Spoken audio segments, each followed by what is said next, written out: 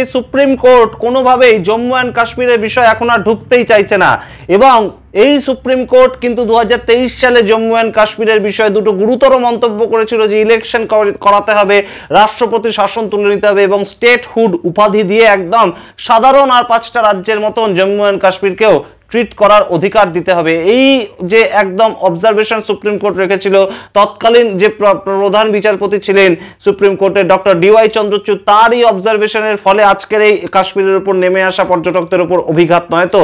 এই প্রশ্ন যখন উঠছে, বারংবার এই প্রশ্ন যখন তুলেছি আমরা, তখন আজকে সুপ্রিম কোর্ট যে ঘটনাটা ঘটলো সুপ্রিম কোর্টে, সুপ্রিম কোর্ট কোনোভাবেই কাশ্মীর সংক্রান্ত কোনো বিষয় না কি গলাতে চাইলেন না। তারা বললেন কেন্দ্রীয় সরকার এখন তো একদম সরাসরি পাকিস্তানের উপর অ্যাটাক করবে, সেটা নিয়ে আমরা আর কি করব, সেটা আমরা শুনবই না, এটা সুপ্রিম কোর্টে আলোচনা হওয়ার মতন বিষয় নয়। কি বললো supreme court? The supreme court has denied hearing on the public interest petition related to the Pahalgam attack.